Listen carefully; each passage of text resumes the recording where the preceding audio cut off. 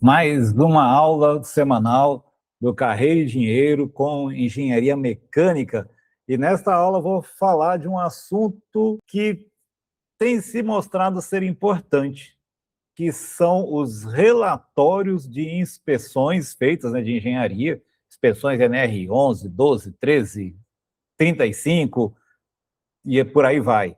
Inspeções em geral, isso serve para laudos periciais, e também vai dar uma diretriz até para a questão de projetos que sejam elaborados. E vou apresentar nessa aula, né, aquilo que eu tenho visto no mercado, alguns exemplos inadequados, e vou apresentar um exemplo que eu considero adequado e que tem sido elogiado pelos clientes.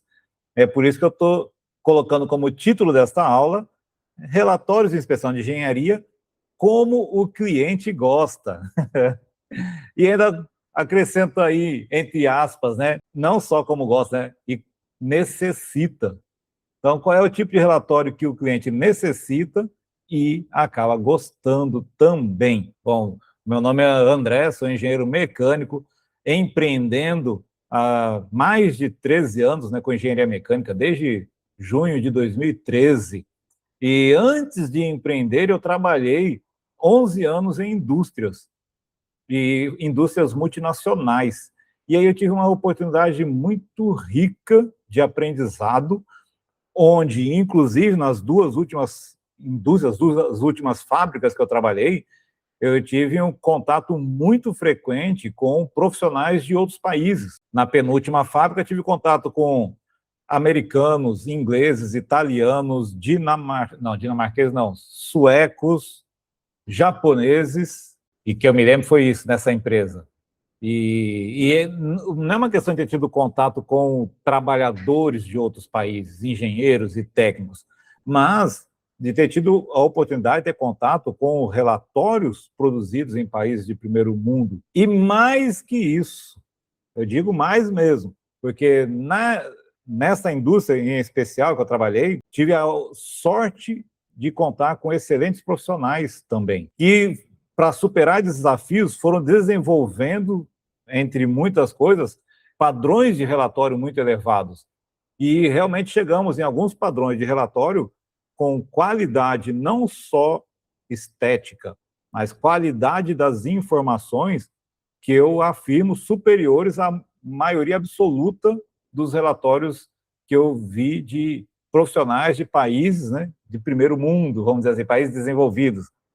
Na última fábrica que eu trabalhei, uma multinacional finlandesa, na fábrica, lá em Manaus, haviam finlandeses trabalhando. Tinha gerentes finlandeses e técnicos finlandeses trabalhando lá. Então, o contato com os finlandeses era diário. E nessa empresa tive contato com fornecedores de equipamentos que eram alemães, dinamarqueses, suecos também. Então, também tive a oportunidade de entrar em contato com outros profissionais de empresas de alto nível, de países tecnologicamente muito bem evoluídos, e assim pude observar qualidades de relatórios, detalhes em relatórios que faziam muita diferença. E com essa base de conhecimento, desenvolvi alguns modelos de relatórios que têm feito sucesso com os clientes, porque o principal feedback que eu recebo é que o relatório apresenta todas as informações que eles necessitam de forma clara, fácil de ser encontrada e esclarecedora para auditores. Ou seja, quando eles recebem auditorias internas, ou auditorias de empresas certificadoras, ISO 9000 e assim por diante, as informações lá no relatório estão muito claras e bem fáceis de serem encontradas, o que tem feito com que eles consigam boas pontuações, vamos dizer assim, né? Eu tenho conseguido passar com uma boa qualidade nessas auditorias. Pois bem, antes de começar a apresentar esses relatórios, eu vou apresentar também alguns relatórios que eu tenho encontrado no mercado.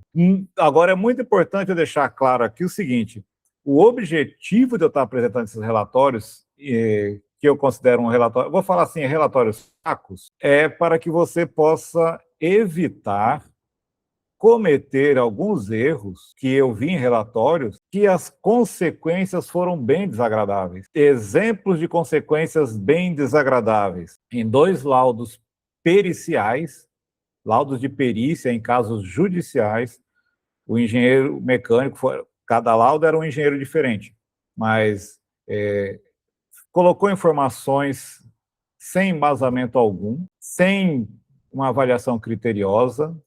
Resumindo, colocou uma conclusão sem embasamento nenhum no relatório, no laudo, tecnicamente uma conclusão indevida, e o resultado foi uma decisão injusta do juiz.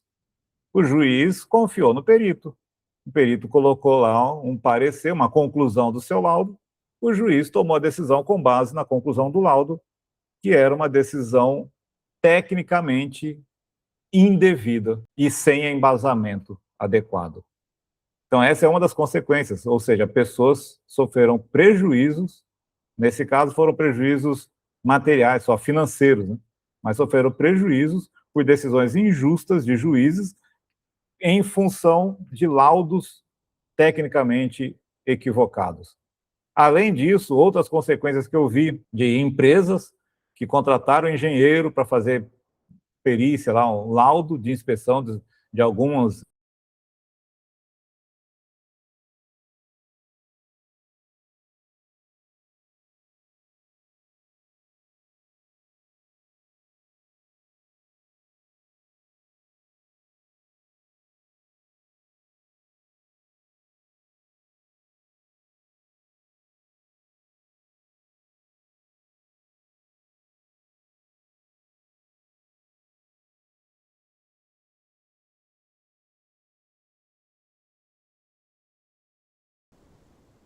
sou engenheiro mecânico, eu, para fazer o plano de rigging.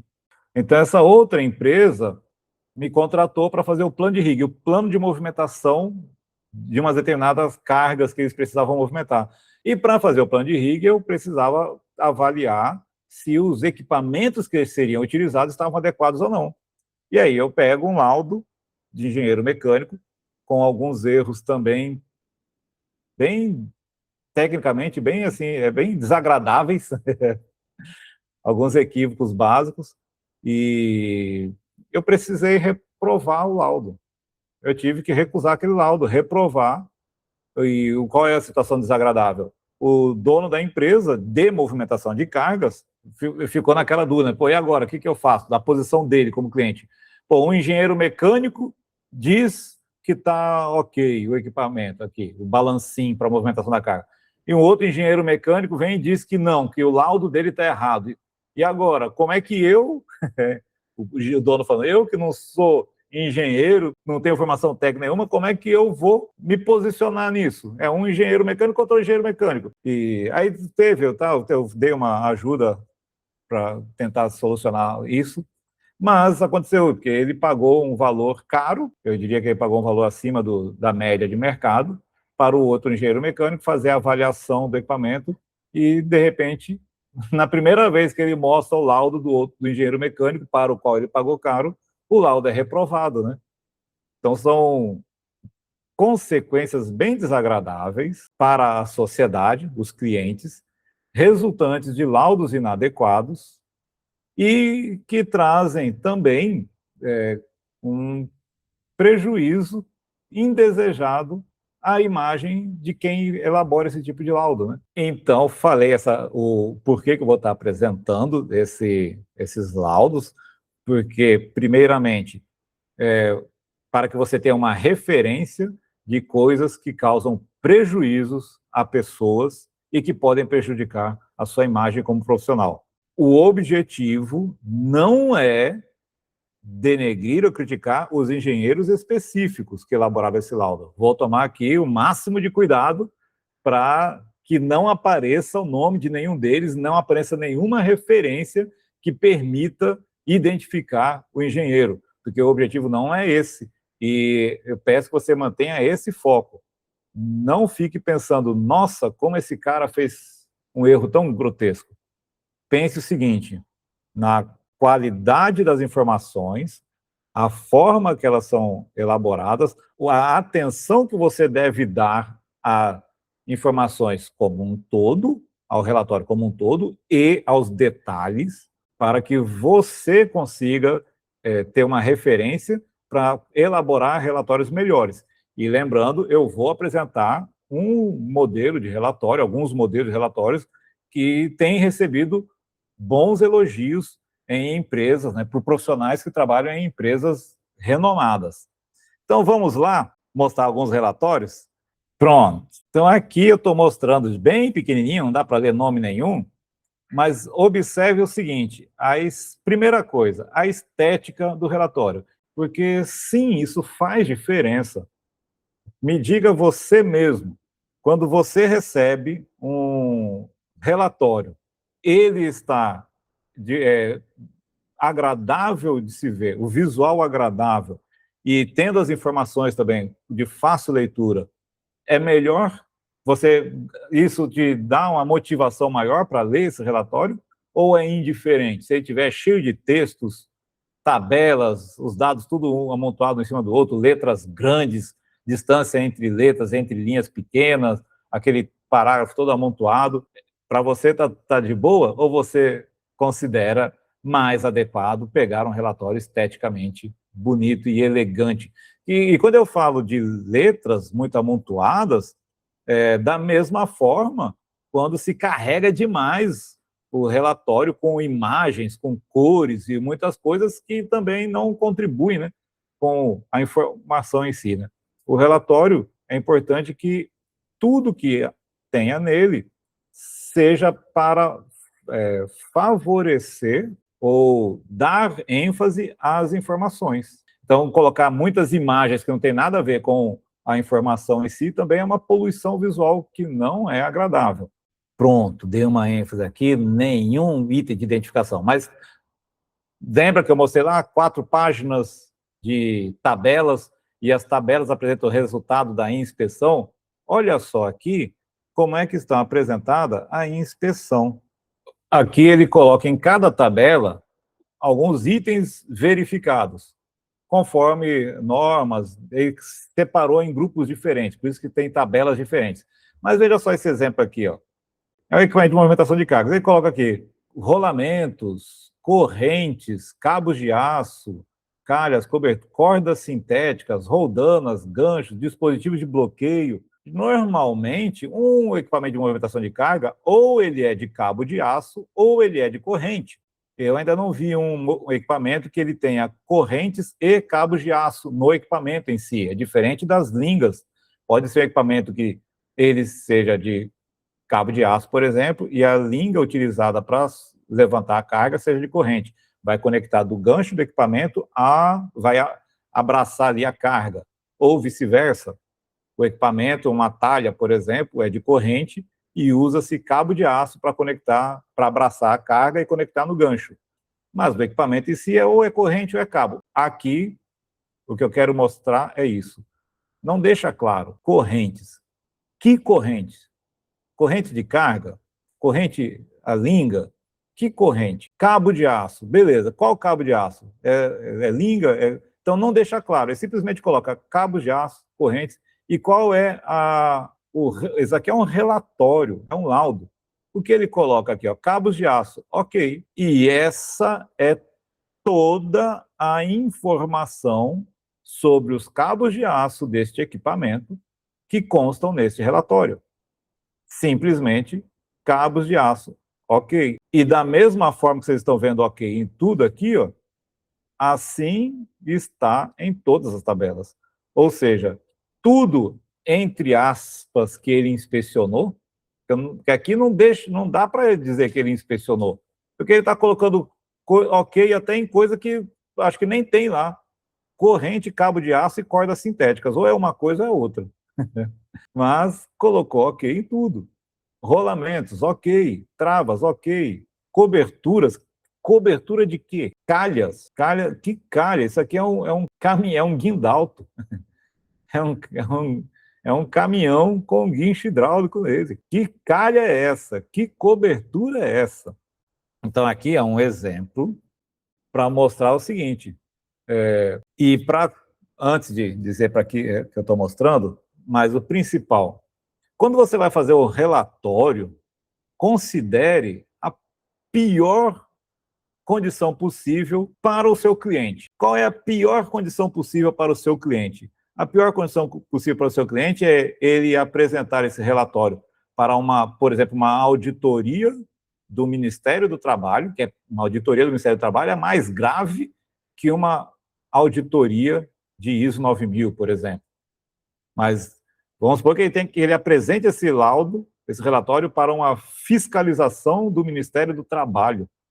E a pior situação é que o fiscal entenda do assunto. Que o fiscal seja um engenheiro mecânico que entende do assunto. Aí o engenheiro mecânico que entende do assunto pega um laudo desse, vai complicar a empresa. Porque ele vai falar, esse relatório não comprova nada e apresenta informações que não condizem com o equipamento. A empresa vai provavelmente ser notificada e terá que correr atrás de um trabalho aí para justificar, fazer uma nova inspeção com relatórios adequados, tudo com um prazo pequeno, né? Então, essa é a pior condição. E o seu relatório deve levar em consideração isso. Eu falo assim para os meus clientes, né? Que quando eu faço a inspeção, eu busco tentar evitar o pior problema possível para a empresa cliente, para a empresa cliente. Qual é o pior problema possível para a empresa cliente, que eu considero? É um fiscal do Ministério do Trabalho ir lá fazer uma fiscalização e a pior situação, pode ser real, pode ser hipotética, é ele ir lá e procurar pelo em ovo para obter propina. Eu acho que essa é a pior situação possível, porque o cara que está afim de uma propina, eu imagino que ele vá caçar vírgulas que justifiquem uma multa, né? E aí ele vai querer barganhar essa multa com uma propina ou algo assim. Para mim, é a pior situação que eu imaginei. Então, se o relatório conseguir evitar isso, excelente. Além de botar as informações claras também, porque não é para ser uma dissertação de mestrado, é um relatório de inspeção. Deixa eu mudar aqui agora para outro. Então, aqui estou mostrando pequenininho o relatório fotográfico, daí não dá para ler o nome de ninguém, mas um detalhe também, observe que o relatório fotográfico aqui são fotos apresentadas, né? E o objetivo do relatório fotográfico em um relatório de inspeção não é simplesmente apresentar fotos, né, do equipamento.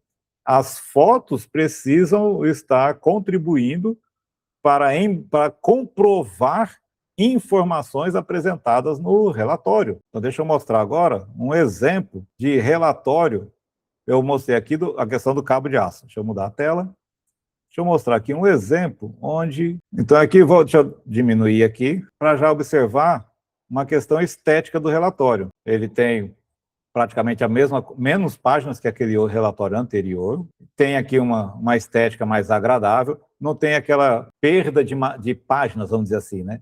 Ele tem menos páginas e tem mais informações. Observa aqui, ó, não tem aquela questão de uma capa que é só um título, né? Parece uma capa de TCC simplificada. Depois tem uma outra página só de índice. Olha só aqui, ó, na primeira página já está mostrando... Opa, apertei sem querer aqui. Então lá, aqui já está mostrando informação, o que é o relatório. Você já vê de cara, bateu hoje, já sabe, é uma inspeção periódica de linha de vida, o nome do cliente, essa aqui é só o modelo, né? Então algumas informações não identifica ninguém, né? Tem data do relatório, o número da ART, ao qual ele está atrelado, então isso já enriquece também, que já vincula o relatório com a ART e vice-versa. Aqui já vem a identificação da linha de vida, a descrição dela, alguns dados técnicos, dados de fabricante, data de fabricação, proprietário da linha de vida, endereço, contato, tudo informações fictícias aqui. Empresa inspetora já está aqui, ó. O que está sendo inspecionado, características gerais, onde está instalado e quem fez a inspeção, a razão social da empresa inspetora, profissional habilitado, todas as informações, tudo aqui já, contato, CREA, nome, tudo aqui. Data de início e término das inspeções, as normas de referência para as inspeções, todas as normas que foram utilizadas para a realização dessa inspeção. E aqui vem uma legenda da avaliação de cada item. Se tiver ok, está um verdinho, um ok verdinho. Se tiver parcialmente aprovado, um triângulozinho amarelo. Se tiver item reprovado, um xizinho vermelho. Aqui são informações fictícias. Aqui, observa o seguinte, tem bastante texto, mas olha só como a informação está clara, de fácil acesso. Tem um título aqui com um destaque. Nesse exemplo aqui está esse azul, eu nem uso esse azul aqui, né? Eu uso um verdinho mais claro. Mas, ó, NR35 trabalha em altura. Numa auditoria, se o auditor conhece de NR35, ele vai querer saber das informações da NR35. Aí já está aqui, ó, NR35. E aqui já tem os itens identificados da norma, ó. NR35, item 35.3.1C. Já diz o que é, e já tem, o item está escrito aqui, ó, há procedimento operacional para a utilização da linha de vida, e aqui vai ter a resposta, neste caso fictício, sim, bem visível na escada. Está aprovado aqui, ó. Então já está tudo aprovado. Se o auditor quiser, ele pode procurar só se tem algum xizinho, ou se ele quiser ver alguma coisa que ele entenda, ele já encontra, ó, NR35, ele já encontra os itens aplicáveis. NR18, e aqui a avaliação, ó, esta linha atende, ou está em amarelo, não atende, se for o caso de retirar, né?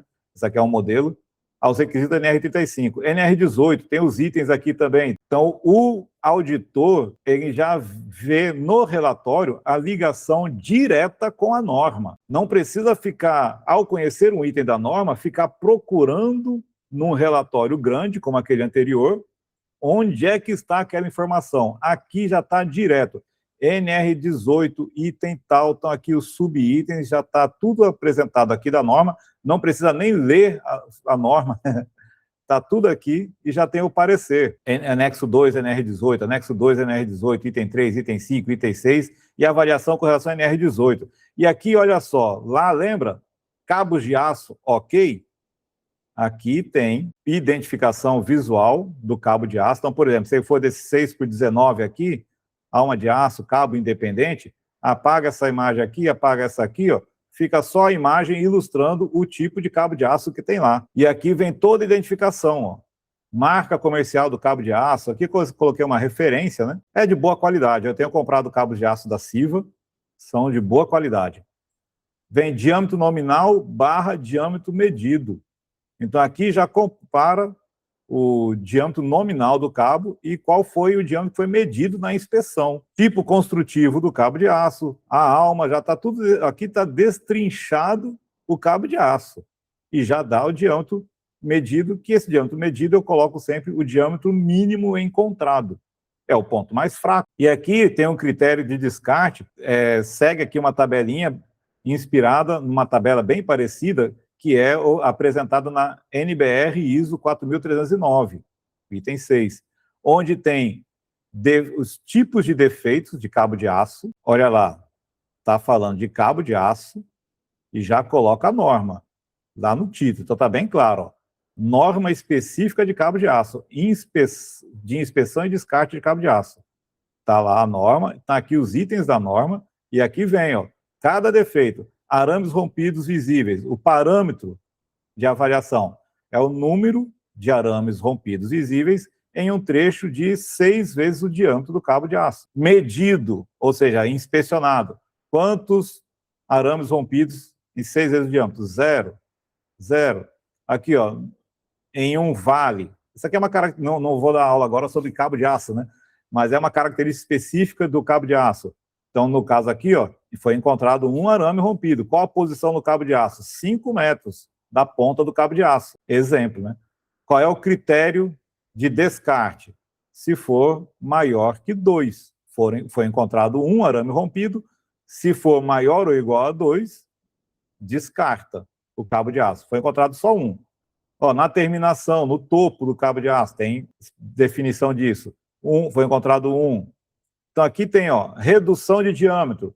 Qual foi o ponto medido em que se encontrou diâmetro menor que o nominal? E qual o percentual? Então, aqui tem o critério já. A redução, se for maior ou igual a 10% do diâmetro nominal, vai descartar o cabo de aço. Aqui foi encontrar o diâmetro para descartar tem que ser menor ou igual a 7,2 milímetros. Foi medido 7,9. Então, aqui está como atenção. Isso aqui é um modelo, a gente vai preenchendo isso aqui. Mas observa aqui, ó, tem os defeitos, os tipos de defeitos, o parâmetro de avaliação, o valor que foi medido, a posição do cabo e o critério de descarte ou não, de descarte, né? E aqui tem os esclarecimentos. E aqui tem a avaliação final. Então aqui as informações estão fáceis. Depois, ó, outra norma sobre sapatilho específico. Lá estava simplesmente cabo de aço. E aquele cabo de aço, como ele era amarrado no laço dele, no gancho, na extremidade, lá no tambor, se for no tambor, né? Ele era por presilha, era por grampos, sapatilho. O grampo que estava lá era grampo tipo leve, grampo tipo pesado. O sapatilho era tipo leve, tipo pesado. A presilha era de alumínio, era de aço. Então, faltava muita informação. Aqui vem todas as informações, seguindo a norma aplicável àquela informação. Avaliação, norma para manilha, se tiver manilha. Equipamento trava-queda retrátil, que era uma linha de vida. No trava-queda retrátil, ele tem cabo de aço, outra avaliação, ó, todas as informações da avaliação feita no cabo de aço do trava-queda. E assim vai seguindo. Conforme a norma do trava-queda retrátil, aqui, ó, todos os itens de marcação, manual de instruções, tudo isso aqui, ó, itens da norma. Essa item 6 da norma, manual de instruções, subitens A, B, C, D, aqui vai tudinho. Então, aqui vai apresentado todas as informações de forma fácil de ser encontrada. Por exemplo, aqui é uma linha de vida, NBR 163251, dispositivo de ancoragem. E aqui já vai determinar o tipo. Então, por exemplo, se for do tipo A, eu troco esse círculo vazio, essa bolinha oca, por uma bolinha preenchida. Nesse caso aqui, tipo B. Então, ele está ilustrando, é a mesma ilustração da NBR, ilustrando o tipo de ancoragem. Então, a pessoa que for auditar, ela está vendo lá fisicamente a ancoragem, vai verificar se ela corresponde a esse tipo de ancoragem. E aqui vem requisitos gerais da norma, tudo bem destrinchado. Dispositivo de ancoragem do tipo C, que é no caso de linha de vida de cabo de aço. Tudo aqui, item por item, anexo B da norma, item B31, B32, avaliação, verificação de documentação existente, próximas inspeções, documentação gerada pela inspeção, tudo que tem no relatório aqui, ó.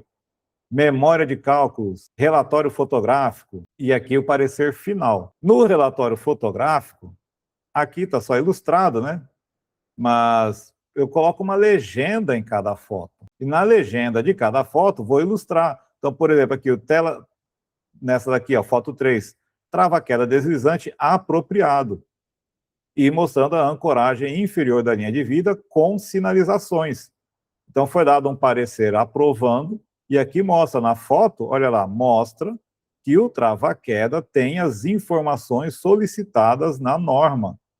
Ele tem todas as informações marcadas pelo fabricante conforme a norma. Aqui no ponto de ancoragem, tem ali instruções de utilização e aqui instruções de identificação do ponto de ancoragem. Tudo conforme a norma exige. Então, a foto, eu coloco uma legenda dizendo o que essa foto está comprovando. Quando tem um defeito no cabo de aço, eu coloco a foto, o maior zoom possível, a nitidez melhor possível do defeito, mostrando o defeito do cabo de aço. Então, desta forma, além de ter um relatório com as informações bem objetivas, bem claras, bem abrangente, basicamente todas as informações exigidas estão aqui, e embora sejam muitas informações, você consegue perceber que elas são facilmente encontradas e estão apresentadas de forma clara. E o relatório fotográfico, esse aqui foi um modelo que eu apresentei, mas o relatório fotográfico, ele contribui para comprovar as informações. Então, é importante que no relatório fotográfico haja as fotos dos itens reprovados, todos os itens foram reprovados, porventura tenham sido reprovados na inspeção, mostrando o defeito, e em caso de aprovação, a foto deve mostrar o suficiente para que visualmente se identifique que sim, aquele item está aprovado, a foto está comprovando que ele está aprovado. Vou mostrar mais um outro exemplo aqui, são tantos para mostrar, mas acho que já está de bom tamanho, já começou a ter uma noção da referência, né? Então aqui é um exemplo de um memorial de cálculos de uma linha de vida. Deixa eu cortar essa parte. Então aqui é um exemplo de um memorial de cálculos de uma linha de vida. O que eu quero mostrar nisso aqui? Deixa eu reduzir bastante aqui, não foi muito. Colocar lado a lado aqui a exibição. Então, mais uma vez, olha a estética do laudo, do relatório, e verifica se isso aqui você considera agradável, você consideraria agradável pegar um relatório desta forma. Observa que ele não tem nenhuma figura. Então, é um memorial de cálculo, onde é descrito o que está sendo calculado, mas não é ilustrado. Vou dar um zoom agora, uma parte. Bom, já dá para ver aqui também uma página inteirinha, com muitas informações aqui, como sendo capa, e uma outra página todinha só de índice. Então, observa que naquele relatório que eu mostrei, né, já na primeira página é uma riqueza de informação muito grande. E aqui na terceira página que vai mostrar quais são as normas que utilizou para esse memorial de cálculo. Então, já naquele relatório, em uma página, aquele modelo que eu mostrei, em uma página tem muito mais informações que em 3 páginas deste relatório aqui, e as informações estão fáceis de serem encontradas e legíveis, bem fácil de identificar. Então, é uma riqueza muito grande. Então, fazer uma observação. E essa é uma característica que eu aprendi lá nas indústrias que eu trabalhei. A rotina é bem intensa nas grandes indústrias, não só nas grandes indústrias, mas a rotina é bem intensa. Então, os gestores, principalmente, quanto mais alto é o nível hierárquico da pessoa, menos ela pode se dar ao luxo de perder tempo, porque são muitas decisões, muitas questões sendo analisadas simultaneamente. Então, ele precisa das informações o mais prontas possíveis para ele, ou para ela, se for gestor ou gestora, né? Então, foi lá, com essa experiência profissional, que eu aprendi a colocar as informações o mais objetivas possível. Numa regra geral, quando uma pessoa, vamos falar, esse relatório está na tela, vamos considerar como se fosse um papel.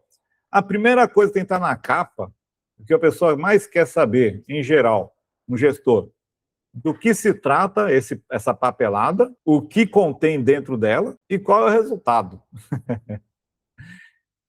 E observa que essa é uma ordem, até em certa parte, oposta àquela que tradicionalmente a gente aprende nas escolas. Você vai fazer uma dissertação de mestrado, um TCC, o resultado está lá no final. No final. No início tem ali título, aí uma ênfase ao mestrando, ao orientador, daí vem vem um resumo do que se trata, com um parágrafo ali relativamente grande. Para quem é gestor, é um parágrafo grande, né? Para a área acadêmica é de bom tamanho. Aí depois tem todo um desenvolvimento, toda uma explicação de um monte de coisa para lá do meio para o fim apresentar dados, testes realizados, análises feitas, e lá no final colocar a conclusão e depois referência bibliográfica. Em administração, a gente quer saber, primeiro, o seguinte: o que contém essa papelada, qual é o resultado disso aqui? Primeiro eu quero saber o resultado. Se for do meu interesse, eu vou analisar como se chegou nesse resultado. Eu vou olhar o conteúdo. Mas às vezes basta o resultado. Só que não basta você entregar apenas o resultado. Você precisa colocar comprovação para que o gestor, necessitando, possa, desejando, possa olhar a comprovação e, se ele for usar aquele resultado em alguma decisão dele, essa decisão esteja bem embasada. Então, a primeira coisa uma das informações mais importantes é o resultado, mas precisa conter a comprovação suficiente para que aquele resultado esteja bem embasado para qualquer pessoa altamente qualificada que pegue aquele relatório para avaliar. Então, foi nessa experiência que eu aprendi a fazer esses relatórios mais específicos. Então, aqui a gente vê, é muito comum o pessoal seguir muito uma linha acadêmica na hora de colocar os relatórios. E isso é desagradável pra caramba. Deixa eu dar um zoom aqui, com o cuidado, para isso, não deixar nenhuma identificação. Então, vamos lá. Então, aqui nesse relatório, vem aqui, ó, objetivo da memória de cálculo. Como assim objetivo da memória de cálculo? Memória de cálculo é a apresentação dos cálculos realizados para algo. Então, memória de cálculos da linha de vida tal. Já está aí o que é, o que se trata. Mas aqui tem todo um texto, normas e regulamentos. Aí vem aqui, ó, toda e qualquer norma mencionada nas listas abaixo é aplicada. Então, tem toda uma explicação em texto. Toma muito tempo de quem está na empresa analisando isso. E aqui eu vou chamar a atenção para alguns detalhes que precisa ser muito bem analisado, você precisa fazer uma verificação do relatório antes de entregar. Olha só aqui, ó. Aqui chega num determinado momento, dentro desse parágrafo, que ele fala sobre as divergências, prováveis divergências entre as normas aplicáveis e os demais documentos, né? Com relação ao que foi apresentado em relação aos serviços objeto desta memória de cálculo. Tá. Divergências entre normas aplicáveis e o que apresentou aqui. Aí ele fala o seguinte: se houver divergência, deve ser comunicado ao responsável técnico, que vai avaliar o caso. E ele diz, prevalecendo sempre acraseado, prevalecendo sempre a interpretação da responsável técnico. Então, aqui, ao responsável técnico, da responsável técnico. Então, já tem uma questão de concordância inadequada. Mas agora aqui, ó, esse a craseado, ele muda todo o sentido, porque quaisquer divergências, tal, prevalecendo sempre a craseado, interpretação significa prevalecendo sempre sobre a interpretação da responsável técnica. E se tirar a crase, ficar o a comum, vai ficar prevalecendo sempre a interpretação da responsável técnica. Eu imagino que ele quis dizer aqui que vai prevalecer a interpretação da responsável.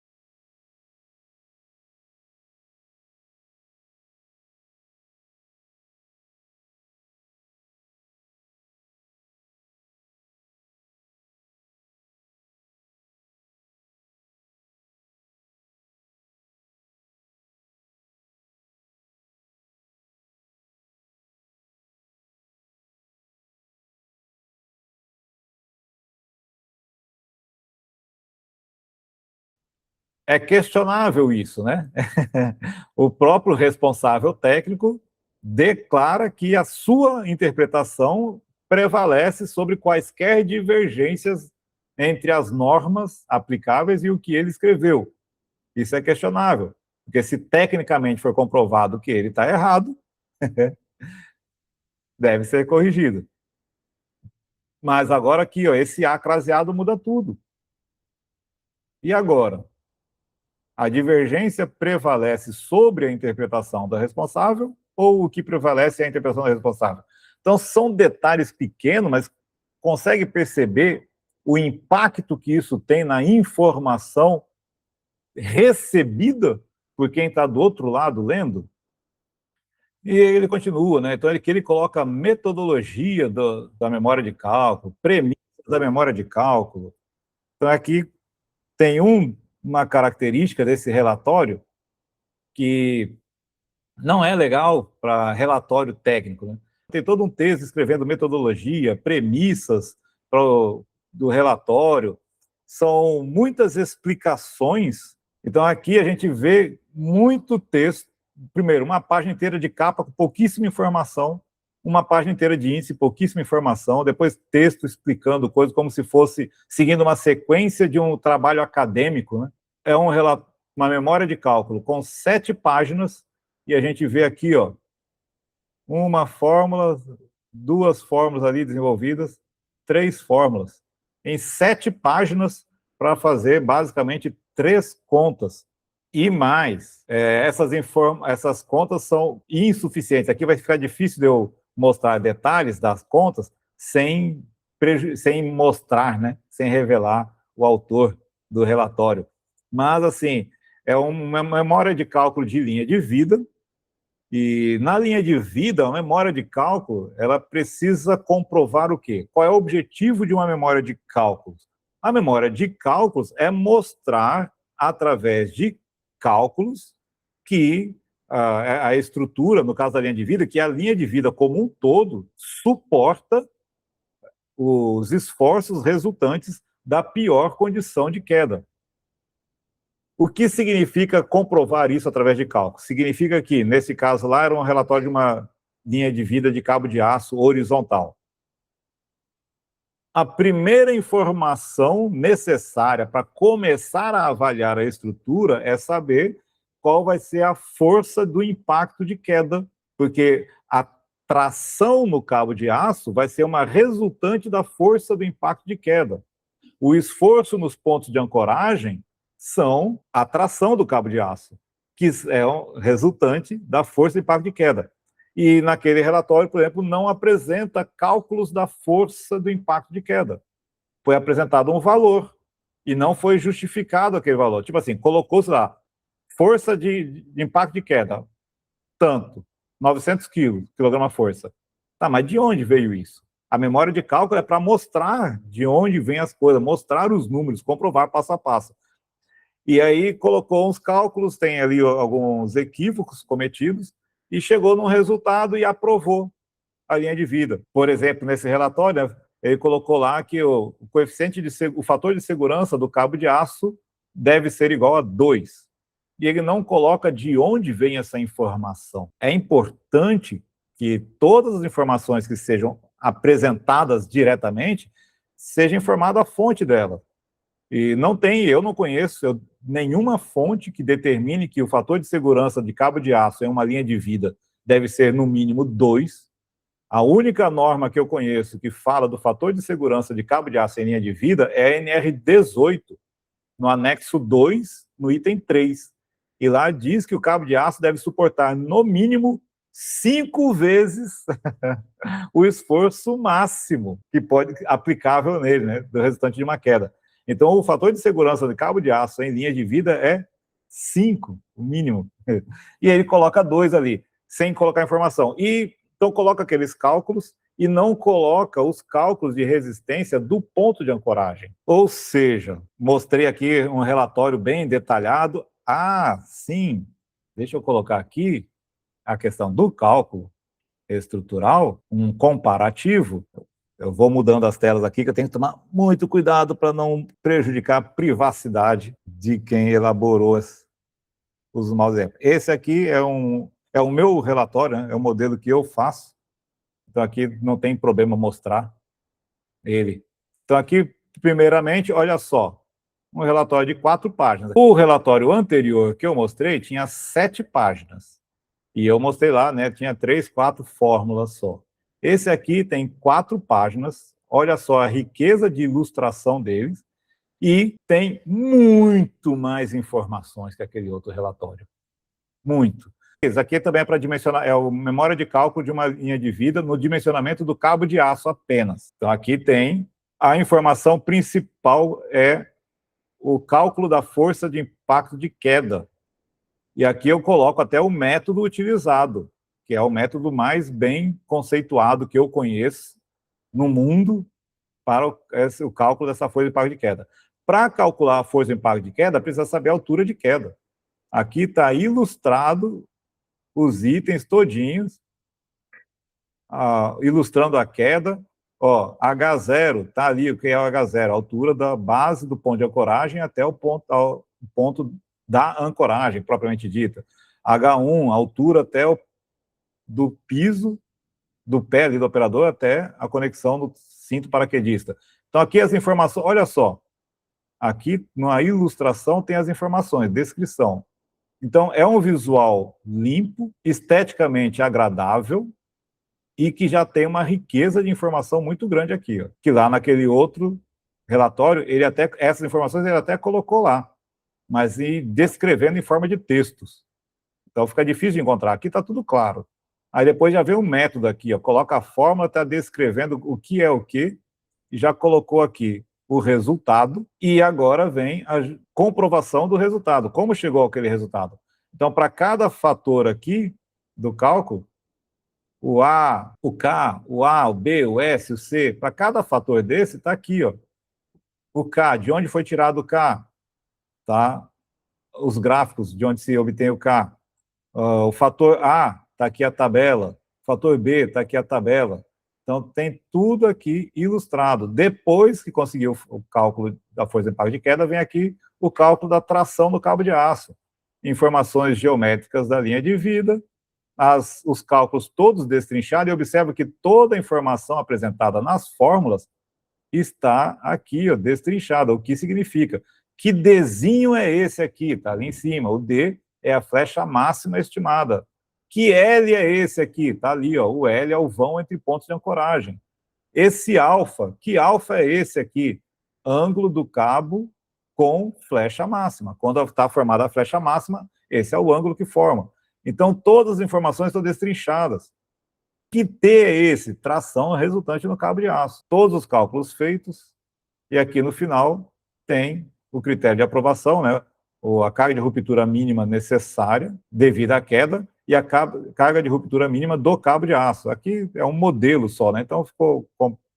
E aqui tem, detalhe, de onde veio essa informação que a carga de ruptura mínima do cabo é essa aqui, ó?